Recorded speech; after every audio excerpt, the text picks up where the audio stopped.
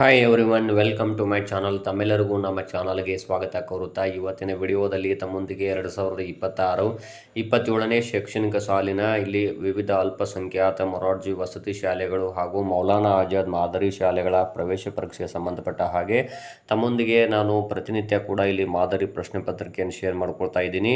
ಇನ್ನೇನು ಕೆಲವೇ ದಿನಗಳಲ್ಲಿ ಅಂದರೆ ಏಪ್ರಿಲ್ 12 2026 ಇಲ್ಲಿ ಎಕ್ಸಾಮ್ ನಡೆಯುತ್ತದೆ. ಅದಕ್ಕೋಸ್ಕರ ತಮ್ಮೊಂದಿಗೆ ಕ್ವಶನ್ ಪೇಪರ್ಗಳನ್ನ ಸಾಲ್ವ್ ಮಾಡಿಕೊಡ್ತಾ ಇದ್ದೀನಿ. ಇವತ್ತು ಕೂಡ ಅಲ್ಪಸಂಖ್ಯಾತ ಮೊರಾರ್ಜಿ ಮಾದರಿ ಪ್ರಶ್ನೆ ಪತ್ರಿಕೆ ನೋಡೋಣ. ಇವತ್ತು ಫಸ್ಟಿಗೆ ವಿಜ್ಞಾನ ವಿಷಯ ನೋಡೋಣ. ಇನ್ನು ತಾವು ನಮ್ಮ ಚಾನಲ್ ಫಸ್ಟ್ ಟೈಮ್ ನೋಡ್ತಾ ಇದ್ರೆ ತಾವೆಲ್ಲರೂ ಕೂಡ ಸಬ್ಸ್ಕ್ರೈಬ್ ಆಗಿ ಅಂತ ತಿಳಿಸುತ್ತಾ ಇಲ್ಲಿ ನೋಡ್ಬೋದು. ಮೊದಲನೇದಾಗಿ ಕೆಲಸ ಮಾಡಲು ಅವಶ್ಯಕ ಇಲ್ಲಿ ಬಲ, ಶಕ್ತಿ, ಒತ್ತಡ, ಇಚ್ಛೆ ಅಂತ ಇದೆ. ಇದರಲ್ಲಿ ನೋಡ್ಬೋದು ಕೆಲಸ ಮಾಡಲಿಕ್ಕೆ ಇಲ್ಲಿ ಬಿ ಆಪ್ಷನ್ ಶಕ್ತಿ ಅವಶ್ಯಕ ಆಗಿದೆ. ಇನ್ನು ಎರಡನೇ ಪ್ರಶ್ನೆ, ಸೂರ್ಯನ ಪರಿವಾರಕ್ಕೆ ಏನೆಂದು ಹೆಸರು? ಇಲ್ಲಿ ಬಾನಂಗಳ, ಉಪಗ್ರಹ, ಹಾಲು ಹಾದಿ, ಸೌರವ್ಯೂಹ ಅಂತಿದೆ. ಸೂರ್ಯನ ಪರಿವಾರಕ್ಕೆ ನಾವು ಸೌರವ್ಯೂಹ ಅಂತ ಕರಿತೀವಿ. ಡಿ ಆಪ್ಷನ್ ಆಗುತ್ತದೆ.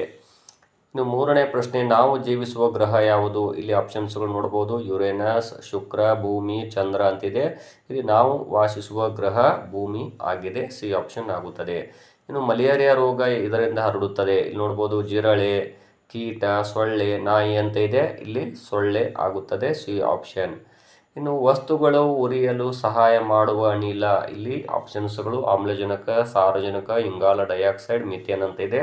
ಇಲ್ಲಿ ವಸ್ತುಗಳು ಉರಿಬೇಕಾದ್ರೆ ಇಲ್ಲಿ ಆಮ್ಲಜನಕ ತುಂಬ ಅವಶ್ಯಕ. ಇಲ್ಲಿ ಎ ಆಪ್ಷನ್ ಆಗುತ್ತದೆ.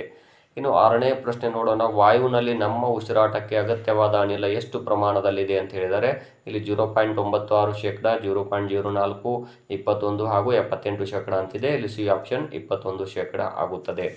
ಇದೊಂದು ಕೃತಕ ಧಾತು ಆಗಿದೆ. ಚಿನ್ನ, ಬೆಳ್ಳಿ, ಆಮ್ಲಜನಕ, ಪ್ಲೂಟೋನಿಯಂ. ಇಲ್ಲಿ ಇದೊಂದು ಕೃತಕ ಧಾತು ಯಾವುದು ಅಂದರೆ ಪ್ಲೂಟೋನಿಯಂ ಆಗಿದೆ.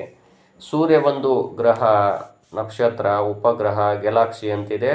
ಇಲ್ಲಿ ಸೂರ್ಯ ಒಂದು ನಕ್ಷತ್ರ ಆಗಿದೆ. ಬಿ ಆಪ್ಷನ್ ಆಗುತ್ತದೆ. ವಿಟಮಿನ್ ಡಿ ಕೊರತೆಯಿಂದ ಬರುವ ರೋಗ? ಇಲ್ಲಿ ರಿಕೆಟ್ಸ್, ಬೇರಿ ಸ್ಕರ್ವಿ, ರಾತ್ರಿ ಕುರುಡು ಅಂತಿದೆ.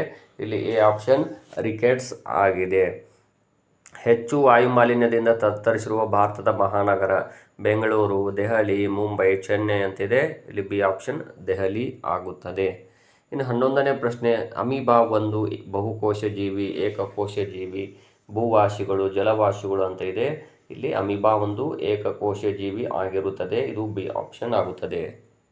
ಇನ್ನು 12ನೇ ಪ್ರಶ್ನೆ, ಗ್ರಹ ಉಂಗುರಗಳನ್ನು ಹೊಂದಿದೆ ಅಂತ ಹೇಳಿದ್ದಾರೆ. ಇಲ್ಲಿ ಬುಧ, ಶುಕ್ರ, ಶನಿ, ಭೂಮಿ ಅಂತಿದೆ. ಯಾವ ಗ್ರಹ ಅಂದರೆ ಅದು ಶನಿ ಗ್ರಹವು ಉಂಗುರಗಳನ್ನು ಹೊಂದಿದೆ. ಇನ್ನು 13ನೇ ಪ್ರಶ್ನೆ, ಸೌರವ್ಯೂಹದ ಗ್ರಹಗಳ ಸಂಖ್ಯೆ 9, 10, 8, 6 ಅಂತಿದೆ. ಸೌರವ್ಯೂಹದಲ್ಲಿರುವಂಥ ಗ್ರಹಗಳ ಸಂಖ್ಯೆ 8. ಸೊ ಸಿ ಆಪ್ಷನ್ ಆಗುತ್ತದೆ. ಅತ್ಯಂತ ಎತ್ತರವಾದ ಪ್ರಾಣಿ? ಹಸು, ಜಿರಾಫೆ, ಹುಲಿ, ಕುದುರೆ ಅಂತಿದೆ. ಇದರಲ್ಲಿ ಬಿ ಆಪ್ಷನ್ ಜಿರಾಫೆ ಆಗುತ್ತದೆ. ಜೀವಿಗಳ ದೇಹ ರಚನೆ ಆಗಿರುವುದು? ಮಾಂಸಖಂಡಗಳು, ಮೂಳೆ, ಜೀವಕೋಶಗಳು, ಚರ್ಮ ಅಂತಿದೆ. ಇಲ್ಲಿ ಬಿ ಆಪ್ಷನ್ ಜೀವಕೋಶಗಳಿಂದ ಆಗಿದೆ. ಸೂರ್ಯನಿಗೆ ಹತ್ತಿರದ ಗ್ರಹ ಯಾವುದು ಅಂತ ಹೇಳಿದರೆ ಇಲ್ಲಿ ನೋಡ್ಬೋದು. ಭೂಮಿ, ಶುಕ್ರ, ಶನಿ, ಬುಧ ಆಗಿದೆ. ಇದರಲ್ಲಿ ಆಪ್ಷನ್ಸ್ಗಳು ನೋಡಿದಾಗ ಬುಧ ಗ್ರಹ. ಡಿ ಆಪ್ಷನ್ ಆಗುತ್ತದೆ. ಹರಿಯುತ್ತಿರುವ ನೀರು ಯಾವ ಶಕ್ತಿ ಅಂತ ಹೇಳಿದರೆ ಪ್ರಚನ ಶಕ್ತಿ, ಶಾಖ ಶಕ್ತಿ, ಸೌರಶಕ್ತಿ, ಚಲನ ಶಕ್ತಿ ಅಂತಿದೆ. ಹರಿಯುತ್ತಿರುವ ನೀರು ಯಾವಾಗಲೂ ಇದು ಚಲನ ಶಕ್ತಿಗೆ ಉದಾಹರಣೆ ಆಗುತ್ತದೆ. ಇನ್ನು 18ನೇ ಪ್ರಶ್ನೆ, ಬರಗಾಲದ ಮಿತ್ರರು? ಸಸ್ಯಗಳು, ತರಕಾರಿಗಳು, ಹಣ್ಣುಗಳು, ಸಿರಿಧಾನ್ಯಗಳು ಅಂತಿದೆ. ಇದರಲ್ಲಿ ಸಿರಿಧಾನ್ಯಗಳು ಇವು ಬರಗಾಲದ ಮಿತ್ರರು ಆಗಿವೆ. ಇನ್ನು 19ನೇ ಪ್ರಶ್ನೆ, ಜೀವಿಗಳು ಉಸಿರಾಡಲು ಯಾವ ಅನಿಲ ಅವಶ್ಯಕ? ಕಾರ್ಬನ್ ಡೈಆಕ್ಸೈಡ್, ಆಮ್ಲಜನಕ, ಇಂಗಾಲ, ಸಾರಜನಕ ಅಂತಿದೆ. ಇದರಲ್ಲಿ ಆಪ್ಷನ್ಸ್ಗಳಲ್ಲಿ ಇದು ಎರಡನೇದು ಆಕ್ಸಿಜನ್ ಅಥವಾ ಆಮ್ಲಜನಕ ಆಗಿದೆ. ಇನ್ನು 20ನೇ ಪ್ರಶ್ನೆ, ಇದೊಂದು ಮಿಶ್ರಣ. ಆಮ್ಲಜನಕ, ಸಾರಜನಕ, ಗಾಳಿ, ಕಬ್ಬಿಣ ಅಂತಿದೆ. ಇದರಲ್ಲಿ ಗಾಳಿ ಅನ್ನೋದು ಇದೊಂದು ಮಿಶ್ರಣ ಆಗಿದೆ. So C